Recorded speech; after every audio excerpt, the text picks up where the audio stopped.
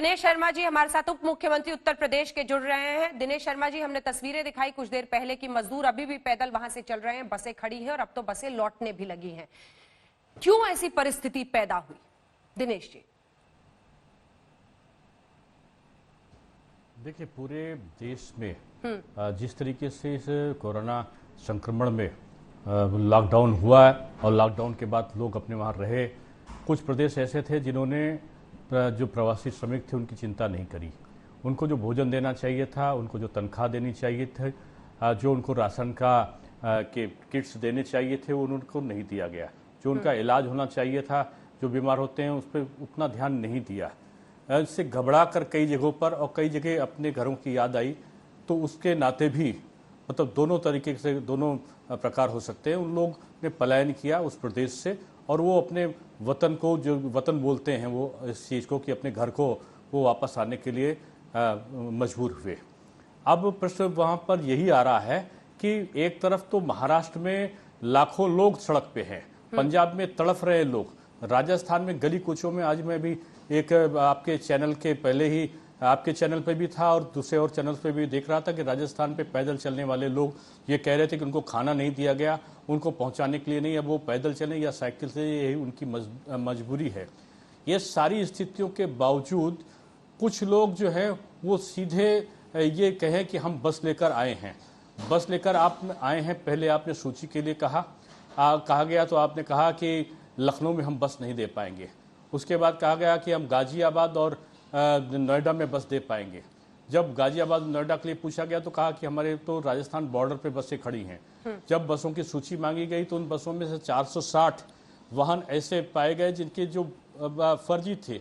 297 बसें तो कबाड़ की थी, सड़क पर चलने लायक ही नहीं थी, फिटनेस का प्रमाण पत्र तक उनके पास में नहीं था। क्या हम असुरक्षित ले जाते कर्मचारियों को, असुरक्षित ले जाते अपने जो हमारे श्रमिक हैं उनको? कुछ बसें ऐसी थी जो 3 व्हीलर थे, 98 तो 3 व्हीलर और कार के सूची थी। उसके अलावा 68 वाहन ऐसे थे जिनके कागज नहीं थे। बिना कागज के हम कैसे उनको ले जाते? प्रश्न ये है कि कितनी बसें आई, प्रश्न ये नहीं है। प्रश्न ये है कि आपने जो सूची दी उसी में इतना बड़ा फ्रॉड था। आप कहते हो कि 8 साढ़े 8 बसें 100 बसें हमारी आई। अगर 8 साढ़े 800 बसें आपकी हम मान भी लें तो शुरू में ही 460 से ऊपर बसें, 492 के आसपास बसें आपकी ऐसी निकल रही जो एक तरीके की लीगल नहीं है, जो चलने के योग्य नहीं है। हाँ। अब ऐसी बसों को लेके क्या हम असुरक्षित यात्रा करेंगे क्या अपने कर्मचारियों की? अभी आपके चैनल की मैं रिपोर्ट देख रहा था, रिपोर्ट में बस के ड्राइवर तक को खाना नहीं मिला है, चाय पानी नहीं मिली है, उनका किसी प्रकार कोई चिंता नहीं हुई है जो बसों को लेकर आए। इससे क्या आप उम्मीद करते हो कि जो कर्मचारियों का हम लोग जो बसों पे ले जाते हैं उनको हम खाना देते हैं, उनको किट देते हैं, उनकी उपचार के लिए उनका मेडिकल परीक्षण कराते हैं, जरूरी होता है तो उनको दवा देते हैं, तब उनको लेकर जाते हैं। ये सारा प्रोसेस अपनाना पड़ता था। लेकिन ये कांग्रेस के जो बसें लाने का काम किया है, कांग्रेस ने अपनी बसें नहीं लाई, वो राजस्थान सरकार की बसें लाए। क्या वो जो अपने ड्राइवर को खाना पानी नहीं दे सकते तो क्या वो बसों में जो श्रमिक को ले जाते हैं उनको खाना भोजन पानी देते? क्या उनकी वो चिंता करते? क्या तमाम ऐसे प्रश्न हैं कि असुरक्षित यात्रा को हम किसी भी कीमत पर स्वीकृति नहीं दे सकते थे। लेकिन इसलिए ये एक पॉलिटिकल स्टंट के रूप में देखने में सामने आया। आप इसको पॉलिटिकल स्टंट कह रहे हैं, लेकिन मेरा सवाल इस स्टंट से आगे का है। वो सवाल ये है कि आप कह रहे हैं बसों पर इनकी देखरेख नहीं की जा सकती, तो जो पैदल चल रहे हैं सड़कों पर उनकी भी देखरेख कोई नहीं कर रहा है। प्रियंका वाड्रा खुद ही सामने आई और उन्होंने कहा कि कई ऐसा हो सकता है कि बसें ना हो, कुछ बसें हैं 500-600।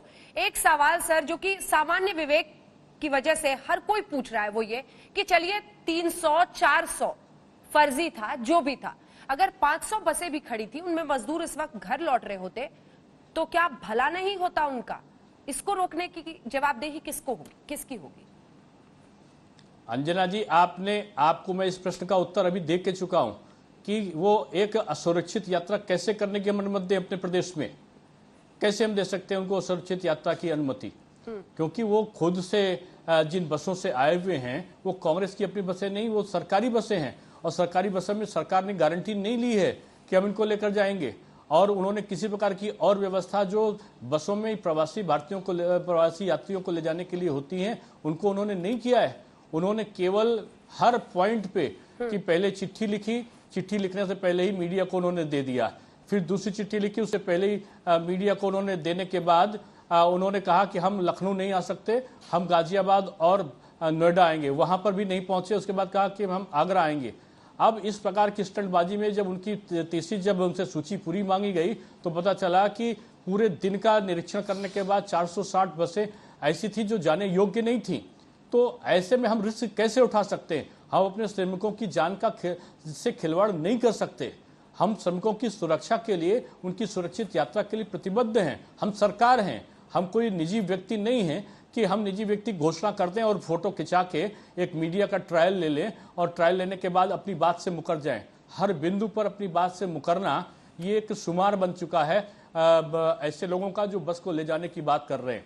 आप देखो कि राजस्थान सरकार अगर इतनी चिंतक थी, हाँ। तो मेरा प्रश्न उनसे है और आपके माध्यम से प्रश्न है कि अगर इतनी शुभचिंतक थी तो राजस्थान की गलियों में आज सारे चैनल से दिखाया है कि लोग टहल रहे हैं और उनको जाने के लिए उनके पास में साधन संसाधन नहीं है। हम माला लेकर हाथ में खड़े होंगे कि आदरणीय सचिन पायलट जी आवे, आदरणीय अशोक गहलोत जी आवे, उनका स्वागत करेंगे।